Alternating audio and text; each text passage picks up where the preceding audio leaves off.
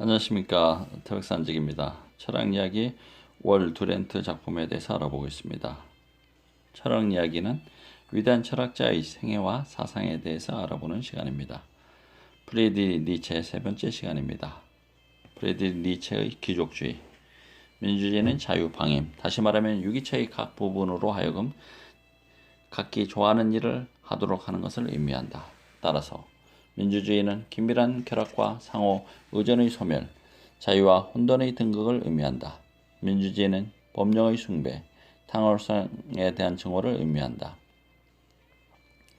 또한 민주주의는 유인 출현의 불가능성을 의미한다. 어떻게 유인이 선거라는 모멸과 무례를 감수할 수 있을 것인가? 유인들에게 어떤 기회가 있을 것인가? 개가 이래를 미워하듯 민중이 미워하는 것은 자유정신, 모든 속박의 적, 비예배자. 자라투스트는 이렇게 말했다 해서 그는 정규 당원이 아닌 자이다. 이러한 토양에서 어떻게 초인이 자랄 수 있는가? 가장 위대한 인물이 등용되지 않고 맥을 못 주고 어쩌면 알리지도 않았을 때 어떻게 국민이 위대해질 수 있는가? 이러한 사회는 특성을 잃고 모방은 수직적이 아니라 수평적이다. 뛰어난 인물이 아니라 다수자가 이상이 되고 모범이 되는 것이다. 만인이 만인을 당하게 되고 양성조차도 접근해서 남자는 여성화하고 여자는 남성화한다. 따라서 여성 해방론은 민주주의와 기독교의 당연한 기결이다. 여기에는 남자다운 자는 적다. 그러므로 그들의 여자들이 남성화된다. 충분히 남성적인 자만이 여자에 있어서 여자를 구제할 것이기 때문이다. 전형적인 노처녀 입새는 해방된 부인을 창작해냈다. 여자는 남자의 갈비뼈로 만들어졌는가? 나의 갈비뼈의 빈약함이야말로 이상하구나. 라고 남자는 말한다. 여성은 해방에 의해 힘과 특권을 잃은 것이다. 여자들은 부르봉 가의 밑에서 누리던 지위를 지금은 어디서 차지하고 있는가? 남녀 간의 싸움은 영원한 싸움이기 때문에 남녀 평등은 불가능하다. 남녀 간에는 승리 없이는 평화가 있을 수 없다. 남자든 여자든 주인으로 인정될 때에만 평화가 가능하다. 여자가 평화를 인정하는 것은 위험하다. 여자는 평등을 기뻐하지 않고 오히려 남자가 남자다우면 즐거이 복종할 것이다. 여자의 완성과 행복은 무엇보다도 어머니가 되는 데 있다.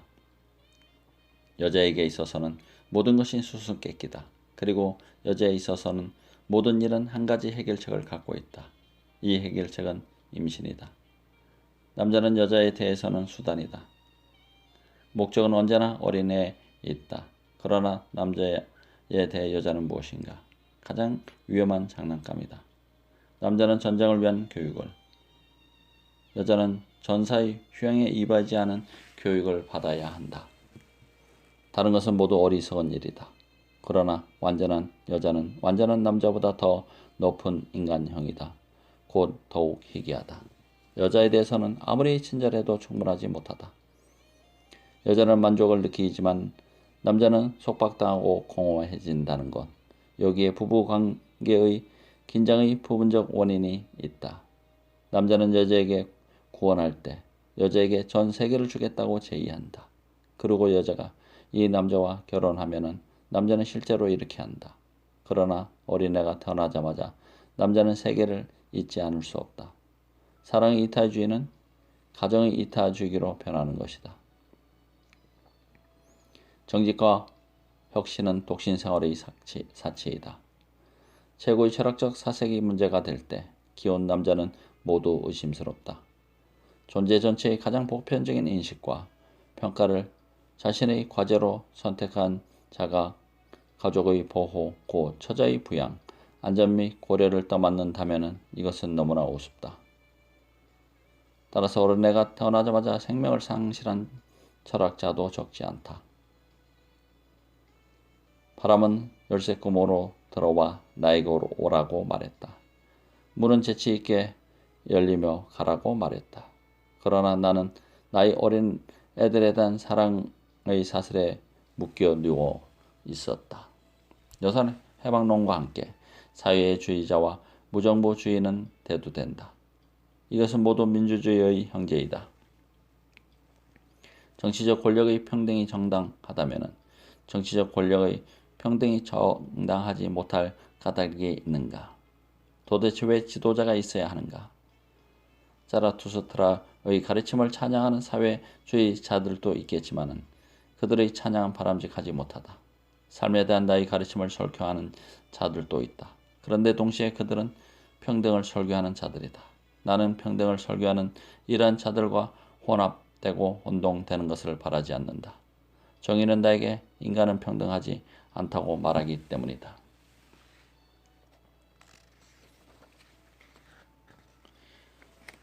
우리는 공동소유를 원하지 않는다. 그대들 평등을 설교하는 자들이여. 무력감에서 나온 폭군의 광기는 이와 같이 그대들의 마음속으로부터 평등을 외친다. 자유는 평등을 싫어하고 계층과 계급과 종의 분화를 좋아한다. 사회주의는 반생물학적이다. 진화론의 과정에는 우월한 자유에 의한 열등한 종, 인종, 계급, 계층의 이용이 포함되어 있기 때문이다. 모든 생명은 착취이며 궁극적으로는 다른 생명에 의존해서 살고 있다. 큰 물고기는 작은 물고기를 잡아먹는다. 이것이 이야기의 전부이다. 사회주의는 질투이다. 그들은 우리가 갖고 있는 것을 부러워한다. 그러나 사회주의는 쉽게 조정할 수 있는 운동으로서 이 운동을 통제하려면 때때로 주인과 노예 사이의 문을 열고 불평분자의 지도자들을 낙원에 들어오게 하면 되는 것이다. 두려운 것은 지도자들이 아니라 더욱 밑바닥에 있는 자들로서 그들은 혁명이 일어나면 그들의 무능과 게으름의 당연한 결과인 예속 상태로부터 벗어날 수 있다고 생각한다. 그러나 노예도 반항할 때야만 고귀하다. 어쨌든 노예는 현재의 주인, 곧 부르주아지보다는 고귀하다. 부호가 대단한 숭배와 선망의 대상이 되어야 한다는 것은 19세기 문화의 열등성을 보여주는 징후이다. 그러나 이 실업가들도 노예 틀에 박힌 일의 괴뢰, 다망함의 희생자이다. 그들에게는 새로운 아이디어를 생각해낼 시간이 없다. 그들 사이에서는 생각하는 것은 금기이며 지적 환희는 그들이 도달할 수 없는 것이다. 그러므로 그들은 끊임없이 행복을 추구하고 그들의 대저택은 결코 장난이 아니며 그들은 가격표를 붙인 원화를 진열해 놓았지만 그들의 관능적 오락은 정신을 청신하게 하거나 고무하기보다는 오히려 둔하게 만든다. 이 쓸데없는 사람들을 보라. 그들은 부자가 될수록 가난해진다. 그들은 귀족주의를 제한하는 일을 떠맡았고 따라서 정신의 왕국에 접근하지 못한다. 그들이 기어오르는 것을 보라. 이 잽싼 원숭이들. 그들은 서로 앞을 다투어 기어오르고 따라서 서로 수렁과 심년 속으로 끌어내린다. 우성 숭배자는 남김없이 악취를 풍긴다. 이러한 자들에게는 부는 무용지물이다. 그들은 부를 고귀하게 사용하고 학문이나 예술을 분별 있게 보호함으로써 부에 품위를 부여하지 못하기 때문이다. 오직 지성을 가진 자만이 재산을 가져야 한다. 그 밖의 자들은 재산 자체를 목적으로 생각하고 점점 더 무모하게 재산을 추구한다. 보라. 여러 국민들의 현재의 광기를 그들은 무엇보다도 가능한 한 더 많이 생산하고 가능한 부자가 되려고 한다. 마침내 인간은 맹수가 된다. 그들은 서로 엿보고 서로 탐지한다. 이것을 그들은 설린이라고 부른다. 그들은 온갖 쓰레기로부터 최소한의 이익이라도 주워 모은다. 오늘날 상인 도덕은 사실상 해적 도덕의 교묘한 계량에 지나지 않는다. 가능한 싸게 사서 가능한 비싸게 파는 것이다. 그들은 자유방임을 소리 높이 외친다. 이들이야말로 감독과 관리가 가장 필요한 자들이다. 어쩌면 이 경우에는 비록 위험하기는 하더라도 사회주의가 어느 정도 정당화될지도 모른다. 우리는 거대한 재산을 축적하는데 유리한 운수업이나 무역업의 모든 부분, 특히 금융업을 개인 또는 개인 기업으로부터 빼앗고 너무 많이 소유한 자를 아무것도 소유하지 못한 자와 마찬가지로 공안을 해치는 자로 보아야 한다.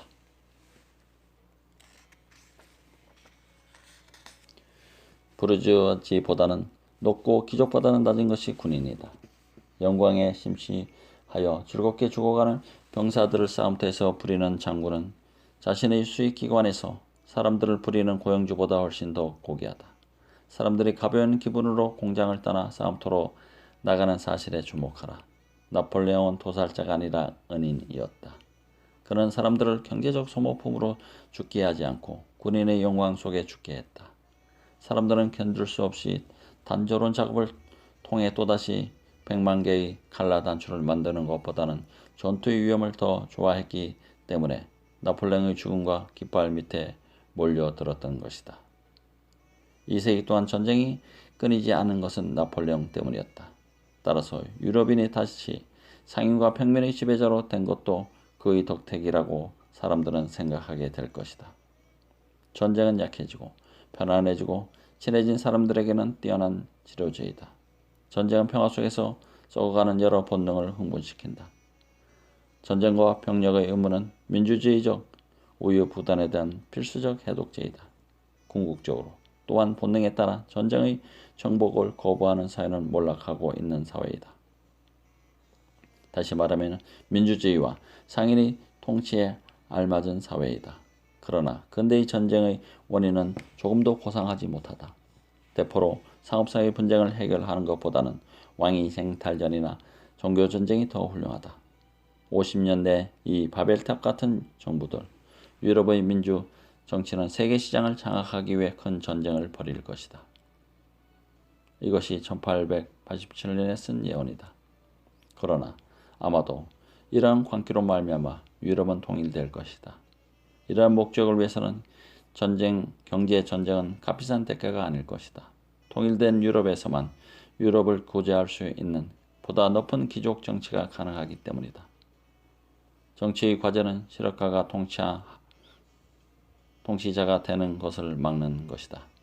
실업가는 소견이 얕고 시야가 좁은 정약가에서 정치가로서 훈련을 받은 성경 지명이 있고 시야가 넓은 천부의 귀족과는 다르기 때문이다.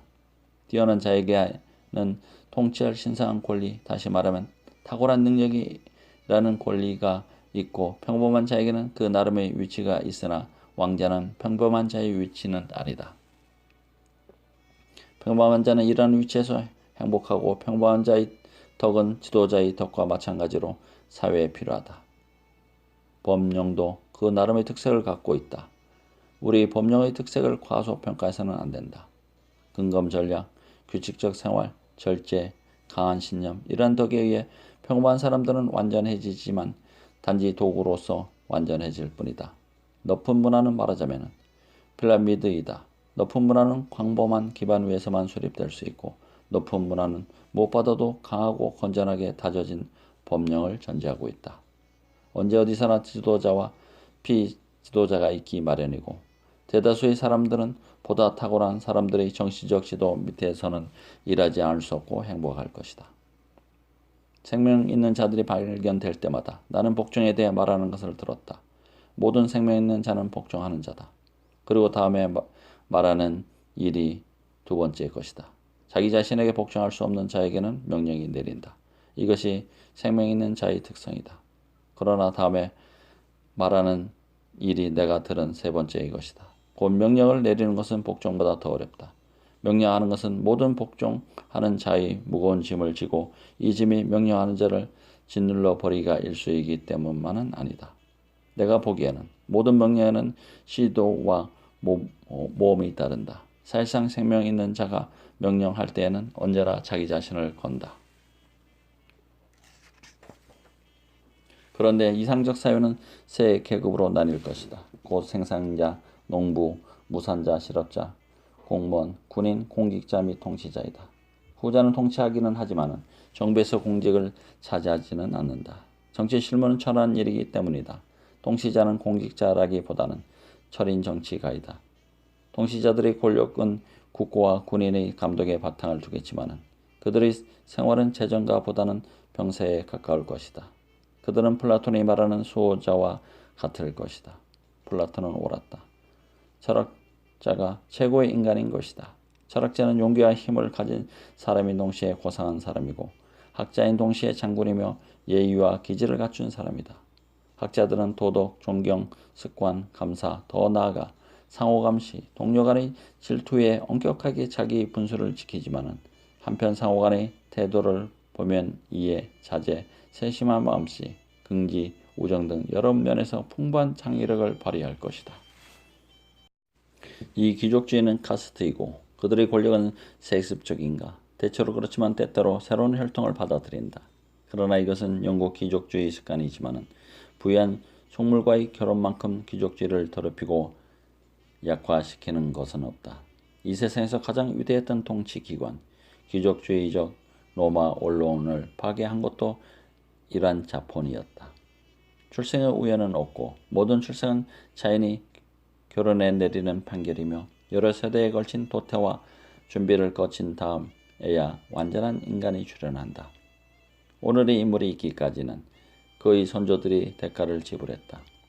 이러한 말들은 민주주의의 커다란 기회는 거슬리는 말인가?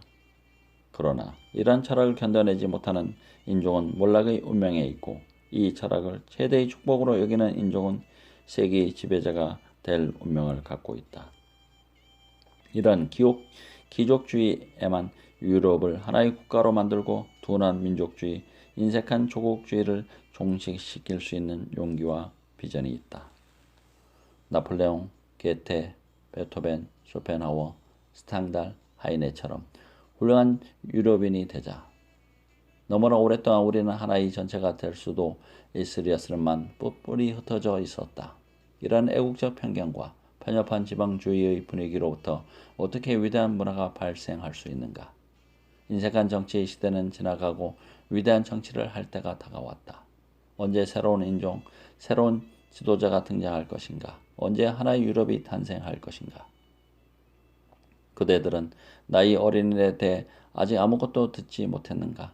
나의 여러 정원, 나의 지복의 섬들, 나의 새롭고 아름다운 종족에 대해 말해달라. 그 애들 때문에 나는 부유하고 그 애들 때문에 나는 가난해졌다. 나는 모든 것을 주지 않았는가? 나는 무엇인들 주지 못하리야. 한 가지를 얻기 위해서는 이 어린애들, 이 싱싱한 모종, 나의 의지와 나의 최고의 희망의 이 싱싱한 생명의 나무를 위해서라면은 자라투스트라는 이렇게 말했다 해서 프레드리 니체의 마지막 편에서 비평에 대해서 알아보겠습니다. 이것은 아름다운 시다. 아마도 철학이라기보다는 시일 것이다. 여기에는 부조리가 많고 자기 자신을 설득하고 바로 잡으려는 시도가 가득 차 있다는 것을 우리는 잘 알고 있다. 그러나 우리는 한 줄 한 줄에 그가 매우 고심했다는 것을 알 수 있고 따라서 우리는 그의 사상이 의심스러울 때에도 그를 사랑하지 않을 수 없다. 우리는 감상과 환상에 지쳐 회의와 부정의 자극을 즐길 때가 있거니와 이제 니체는 우리들에게는 청량제이다. 마치 초많은 사회의 지루한 예배가 끝난 다음 광장에 나와 신선한 바람을 즐기는 기분이다. 내 저서의 공기를 흡입할 줄 아는 자는 이것이 높은 산의 상쾌한 공기임을 알고 있다. 인간은 이 공기에 알맞도록 만들어져야 한다. 그렇지 않으면 이 공기 때문에 감기에 걸릴 위험이 적지 않다. 이 사람을 보라. 이 신랄함을 어린애용 밀크로 착각해서는 안 된다. 그의 사상은 그의 문자와 마찬가지로 그가 낭만주의 운동의 후예임을 드러낸다. 철학자가 자기 자신에게 요구하는 처음이자 마지막의 것은 무엇인가? 라고 그는 묻고 스스로 자기 시대를 극복하고 무시대로 되는 것이다. 그러나 그 말은 완성을 위한 충고였고 그는 이 충고를 지키기보다는 오히려 유린했다. 그는 시대의 세례를 그것도 전신 세례를 받았던 것이다. 그는 어떻게 해서 칸트의 주관주의, 쇼펜하우가 솔직히 표현했듯이 세계는 나의 표상이라는 것, 비테가 절대아, 슈티리노의 일면적 개인주의, 초인의 무도덕주의를 발생시킨가를 이해하지 못했다. 초인은 단지 쇼펜하우어의 천재, 칼라일의 영웅, 바그러의 지그프리트에 그치지 않는다. 오히려 초인에게는 실러의 칼모르, 군도의 주인공, 괴테의 괴츠 폰 베를리힌겐의 주인공. 면모도 있는 듯하다. 니체는 만년에 괴테의 올림푸스왕 같은 침착성을 매우 부러워하면서 비웃겨냈지만 젊은 괴테로부터 초인이란 말 이상의 것을 받아들였다. 니체의 모든 저서 중 자라투스트라는 이렇게 말했다는 비판으로부터 가장 안전하다. 첫째는 애매하기 때문이고 둘째는 확고부단한 공적이 온갖 트집을 침묵시키기 때문이다. 영혼 회귀 사상은 아폴론적 스펜서나 디오네스적인 니체에게 공통된 것이지만 불사의 신앙을 회복하려는 불건전한 환상이며 무시무시한 마지막 노력으로서 우리들을 놀라게 한다. 모든 비평가들은 대담한 이기주의의 설교 자라투스트라는 자아를 건전하고 신성한 것, 이기를 축복받은 것이라고 선언한다. 틀림없이 수티리노의 메아리다. 초인을 위해 준비하고 봉사하는 이타주의 및 자기 희생의 호소 사이에는 모순이 있다는 것을 간파했다. 그러나 이 철학을 읽고 자기 자신을 초인이 아니라 봉사자로서 분류할 사람이 있을 것인가? 선악의 피안과 도덕의 계보학의 윤리학설은 자극적인 과정이다. 우리는 사람들에게 자기 자신에 대해서 보다 용감하고 보다 엄격하라고 요구할 필요를 인정하고 또한 거의 모든 도덕 철학이 이와 같이 요구했지만 사람들에게 보다 잔인해지고 보다 악해지라고 해야 할 절박한 필요는 없다. 분명히 이것은 쓸데없는 짓이 아닌가. 또한 약자가 강자를 소박하는 무기가 도덕이라고 불평할 절박한 필요도 없다. 강자는 도덕에 의해 특별히 심각한 영향을 받지 않고 오히려 도덕을 교묘하게 이용한다. 대부분의 도덕률은 밑으로부터가 아니라 오히려 위로부터 부과된 것이고 군중은 특권 모방에 의해 찬양도 하고 비난도 한다. 때때로 겸손을 천대하는 것도 좋은 일이다. 백발의 선량한 시인이 말한 것처럼 우리는 오래전부터 간청을 하고 절을 해왔지만 현대에게는 이러한 성격을 흔히 볼 수 없기 때문이다. 이러한 점에서 니체에게는 그가 철학에 꼭 필요하다고 한 역사 감각이 부족했다는 것을 알 수 있다. 그렇지 않으면 그는 온순하고 겸손하라는 가르침을 야만인 니체가 영양과 위안을 찾아서 언제나 되도록한 그리스 문화를 기원 후 1000년 동안에 거의 파괴해버린 야만인 격렬한 호전적 기질에 꼭 필요한 해독제라고 생각한 것일까? 권력과 행동을 이와 같이 과도하게 강조한 것은 분명히 열에 들뜬 혼란 시대의 메아리가 아니었겠는가. 보편적이라고 자칭하는 권력의 의지는 인도인의 무위, 중국인의 유연함, 중세 농민의 일상생활에 대한 만족을 거의 나타내지 못하고 있다. 오늘날 권력은 일부 사람들의 우상이지만 대부분의 사람들은 오히려 안정과 평화를 갈망하고 있다.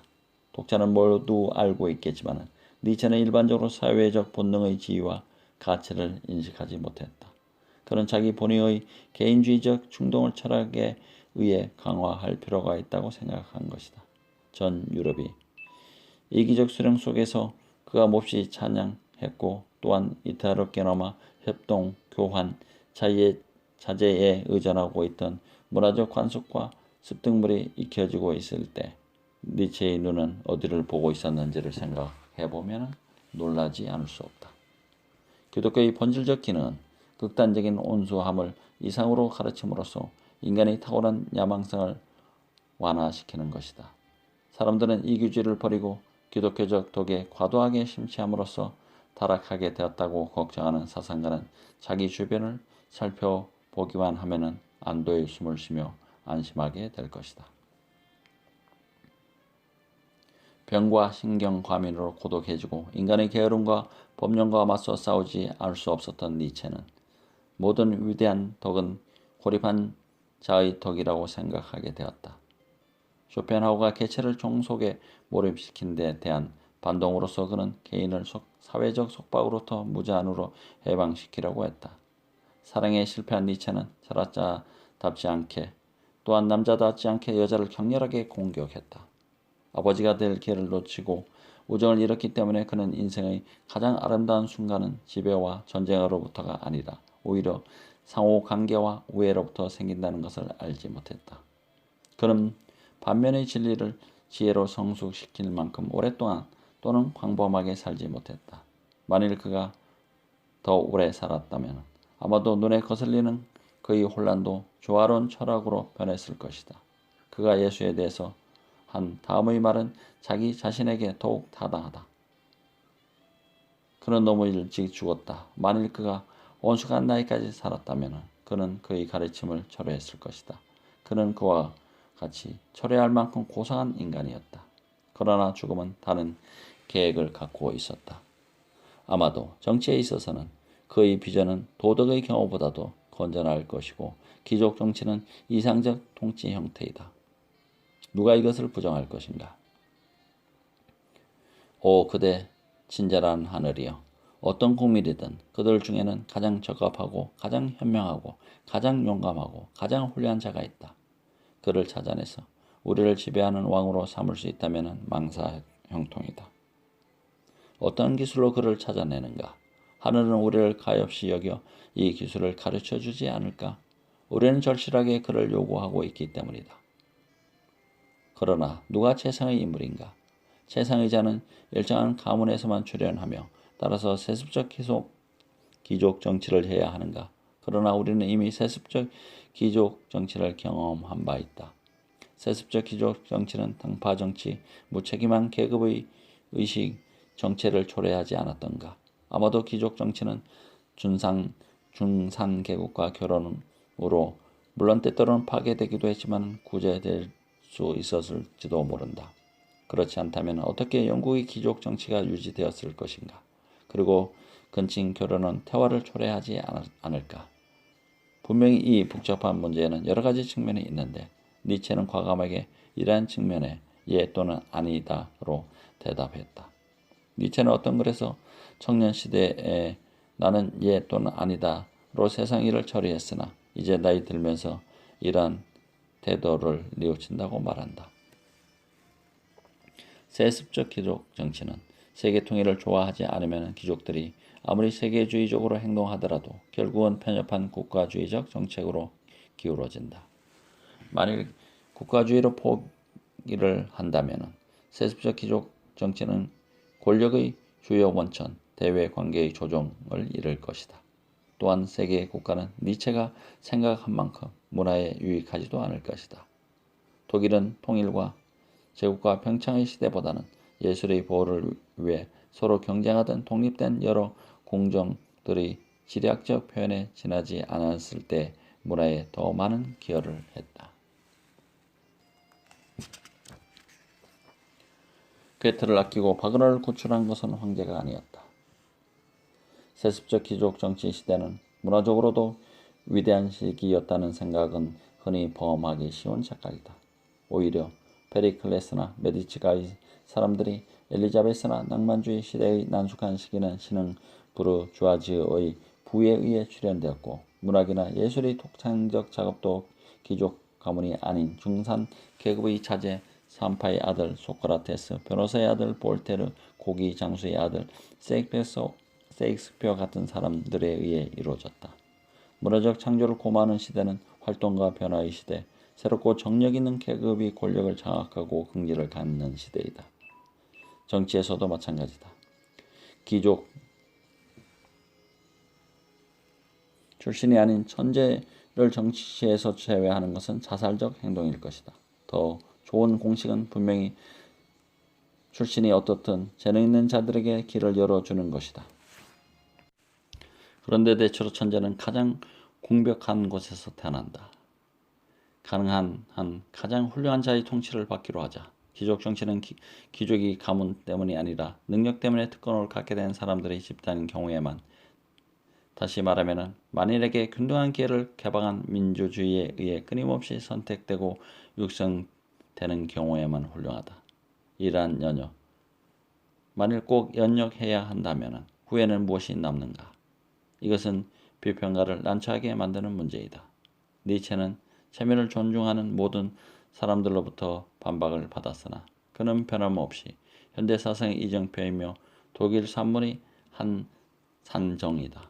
물론 미래에는 과거를 니체 이전과 니체 이후로 구분하게 될 것이고 한 그의 예언은 약간의 과장의 혐의가 있다. 그러나 그는 수세기 동안 당연시해온 여러 가지 제도나 견해에 대한 효과적인 비판적 재의미에 성공했다.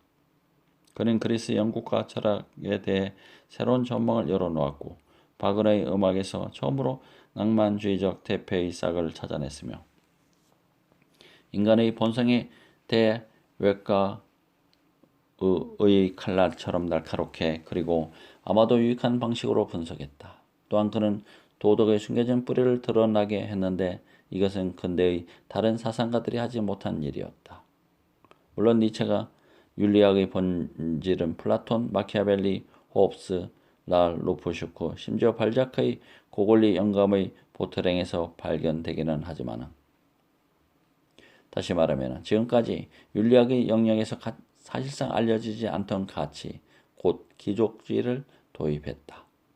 또한 그는 다윤설에 내포된 윤리적 함축을 진지하게 받아들이게 했고 19세기 문학의 가장 위대한 산문시를 썼으며 이것이 특히 중요하지만 인간을 극복하지 않으면 안 될 것으로 파악했다.